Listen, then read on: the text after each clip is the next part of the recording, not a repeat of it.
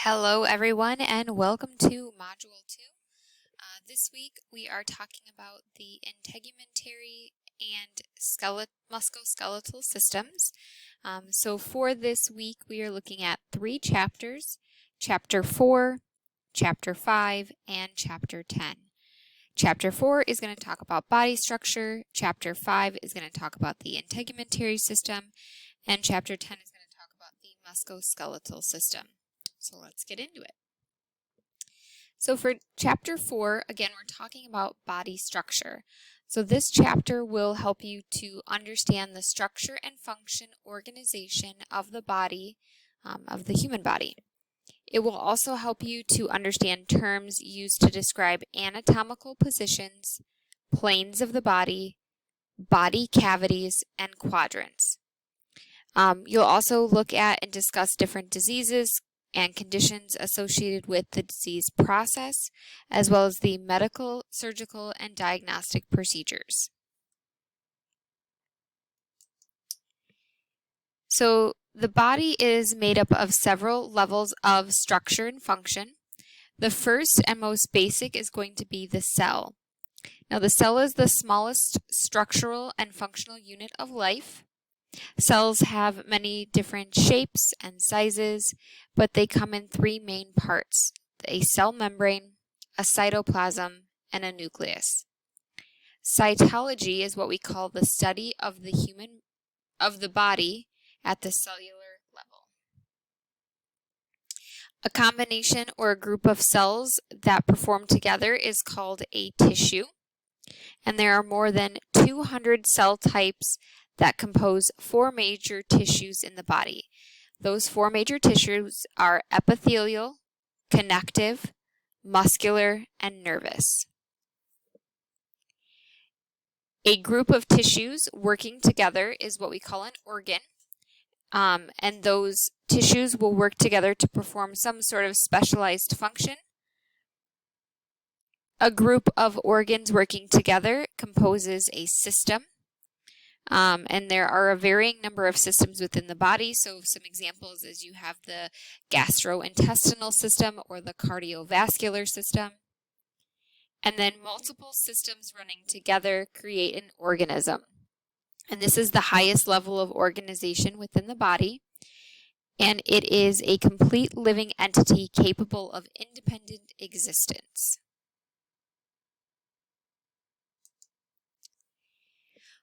One of the things that we talk about in this chapter is what we call the anatomical position. And the anatomical position is the body standing erect or straight up and down. The face is forward, your arms are at your side, and your palms are facing forward.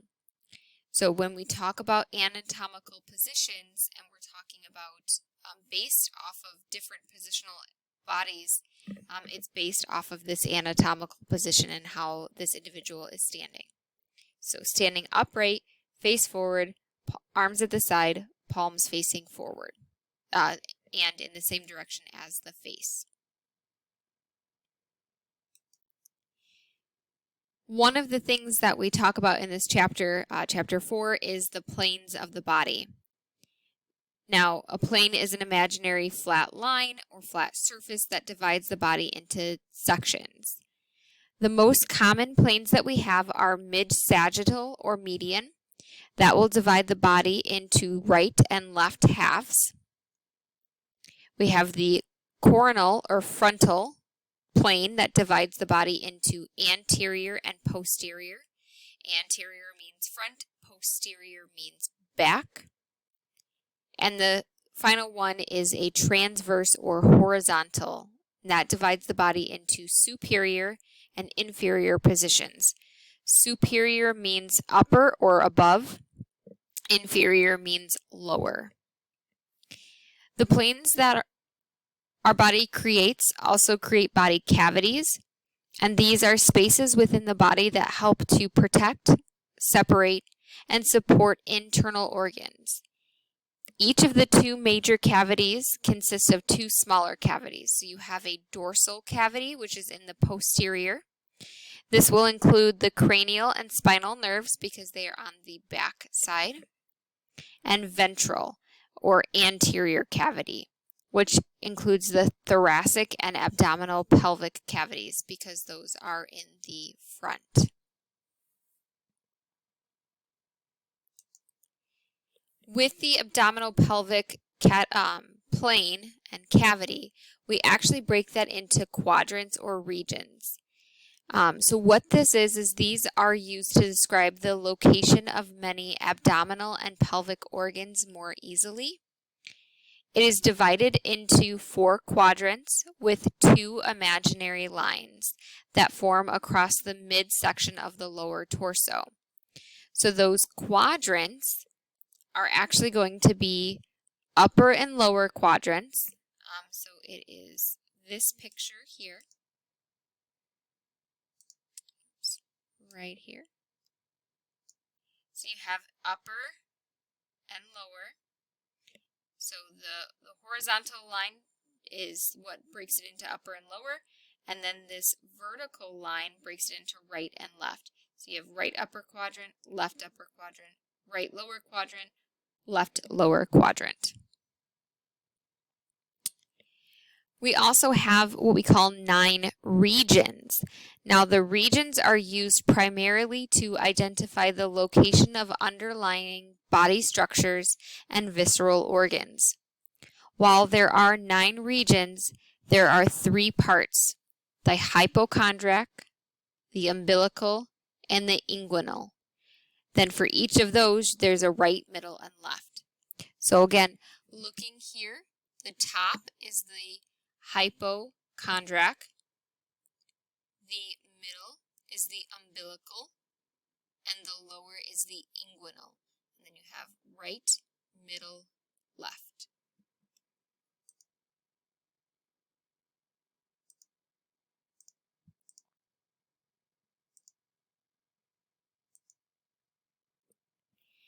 These are some directional terms that are used to locate the position of structures, surfaces, or regions of the body. They're always related to what we go back to, that anatomical position. This is a really good table for you to be aware of. You can find it in your book. It is table 4-5. So that means you're going to go to chapter 4 and look for table 4-5. Would be a good idea to have these for quizzes, but also for continuing your education in whatever program you are going into. Next, we're going to talk about chapter 5, and chapter 5, as I said, is the integumentary system. So integumentary system refers to the skin and accessory organs such as hair, nails, and glands. And the skin covers and protects all outer surfaces of the body and performs many vital functions like the sense of touch. The skin consists of 2 layers, the epidermis and dermis. Epidermis is the outer layer of skin. So if you break down that medical terminology, epi is the prefix that means outer, and dermis means skin.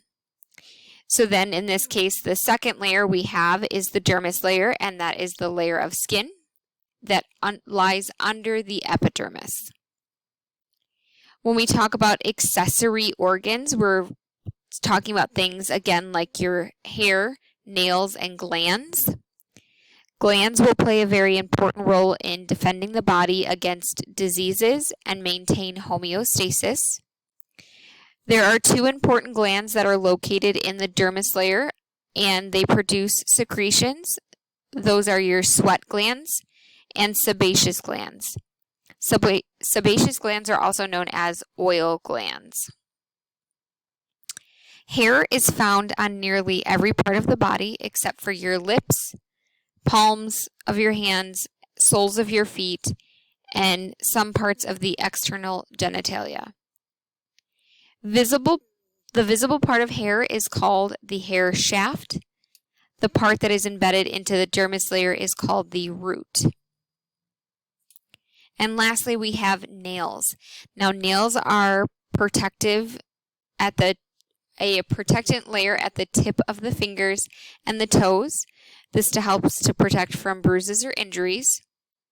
Each nail is formed in the nail root, and as the nail grows, it stays attached to the sides and slides itself forward over the nail bed.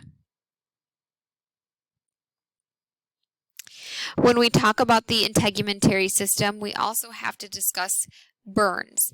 And the reason that we discuss burns is because these are tissue injuries that are caused by contact with thermal, chemical, electrical, or radioactive agents to the skin itself. Now, burns are classified as either first, second, or third degree. First degree burns, which is the top photo here, that is a first degree burn. These are the least serious because they injure only the top layer of skin. They are mostly caused by brief contact with dry heat or moist heat, spending too much time in the sun, or exposure to chemicals. A second degree burn, which is what we have here, is also called a partial thickness burn. These are deep burns caused by damage to the epidermis layer and part of the dermis layer. These can be caused by contact with flames, hot liquids, or chemicals. Symptoms mimic that of a first degree burn, but they have fluid-filled blisters with them. And the last type that we have is a third degree burn, which you see here. Third degree burns are also called full thickness burns. In this burn type, the epidermis and dermis layers are destroyed, and some of the underlying connective tissue is also damaged. These types of burns may be caused by corrosive chemicals, flames, electricity, or extremely hot objects. And our final chapter for this week is the musculoskeletal system. The musculoskeletal system includes muscles, bones, and joints. They also bring in other structures like tendons and connective tissue because that is what actually helps to support that system. Now, the musculoskeletal system itself functions to support the body and provide movement to the body parts and organs. So one of the first things I want to talk about is muscle. Now, muscles are composed of contractive cells or fibers that provide movement of an organ or a body part. Muscles contribute to the posture, produce body heat, and act as a protective covering for internal organs. Muscles will make up the bulk of our body. So sometimes when we see patients and their BMI or body mass index is showing as out of range, we have to think logically. If the person doesn't look like they're overweight, then they probably have a lot of muscle mass, which is causing that BMI to be over a normal range.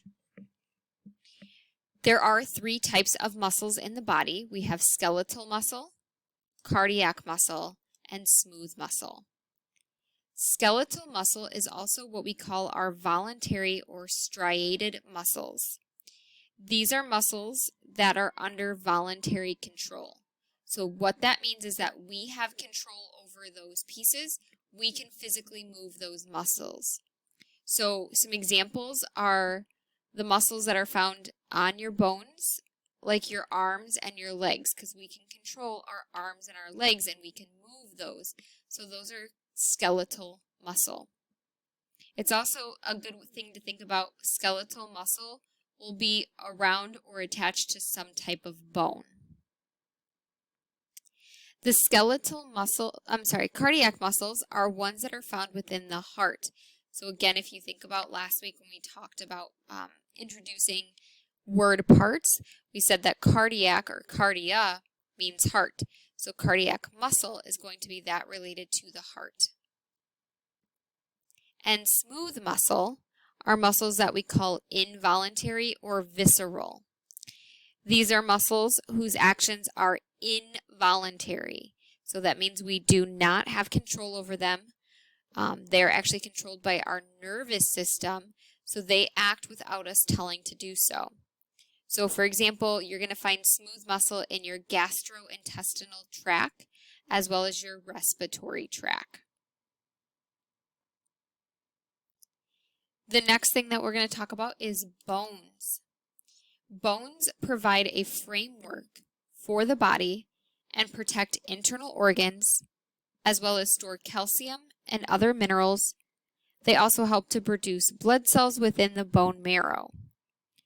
Our bodies as adults have 206 individual bones, and they connect to sometimes other bones. Together with soft tissue, most vital organs are enclosed and protected by our bones. But this isn't just support and protection. The skeletal system also carries out a number of other important functions. Movement is possible only because of bones, and they provide points of attachment for muscles and tendons, as well as ligaments. There are 4 types of bones: short bones, irregular bones, flat bones, and long bones. So the first one that we're going to talk about is short bones. And so here is an example of a short bone. Right here, short bone. These short bones are typically cube-shaped, and they consist of a core of spongy bone. So you're going to see these types of bones in your ankles, in your wrists, and in your toes. Irregular bones are going to be just what they sound like, irregular. They provide a broad surface for muscular attachment or protection for internal organs. So irregular bones mean that they don't take on a normal shape, and you're typically going to see these, for example, in your sternum, your spine, your vertebrae, your shoulder bone, or even in your skull. I'm sorry, that is all flat bone. My bad. You're going to find short bones, or irregular bones. They aren't really classified as short or long, and they have a very strange shape. They're going to be found in your vertebrae and also the bones that are within your middle ear. Flat bones are exactly what they sound like. They are flat in nature. They, again, provide protection. They provide attachment for muscles. And so we're going to find smooth and flat bones, again, in your shoulder blade, your sternum, which is in your chest. You're also going to find those in your skull. And the last part is going to be long bones. Now, long bones, again, are pretty much what they sound like. These are found with your appendages, so your arms and in your legs. We can also see these in our fingers. Now, when we talk about bones, we also have to keep in mind that there are things called bone fractures. A broken bone and a bone fracture are the same thing. So I know that prior to probably doing this, if somebody said that you had a broken bone, you would say, oh, that's terrible. But if somebody said, oh, you have a fracture, you always used to think that wasn't so bad. The truth is that bone fractures and bone breaks are the same thing. There are different types of fractures, and they're classified by the extent of the damage. So as you can see here, there are 8 types. The first one is a closed fracture. This is one in which the bone is broken, but no external wound is visible. Number 2 is an open fracture. So this involves the bone breaking, but it also has an external wound that leads to the site of the fracture. Number 3 is a complicated fracture. This is one in which the bone is broken, but it has also injured an internal organ, such as a broken rib that pierces your lung. Number 4 is a comminuted fracture. This is where the bone is broken or splintered into pieces. Number 5 is an impacted fracture. This occurs when the bone is broken and one end is wedged into the interior of another. An incomplete fracture is number 6. This occurs when the line of the broken bone does not extend through the entire thickness of the bone. So that means that one side of the bone is broken and the other side is typically bent. We typically and often see this with children as they are composed more of flexible cartilage than formed bones. We also call this a green stick fracture. And lastly, we have a Colles fracture. So that last picture is a Colles break. This is where the break is at the lower end of the radius, occurring just above the wrist. Another way that we discuss this or call this is what we call a FOOSH, which is a fall on outstretched hand. Now I want to do a little kind of animation wordplay here, and let's see if you can figure these out. So I'm going to give you a minute. I would suggest pausing so you can really work through them. I'm going to just give it a minute here, and then I'm going to go over the answers.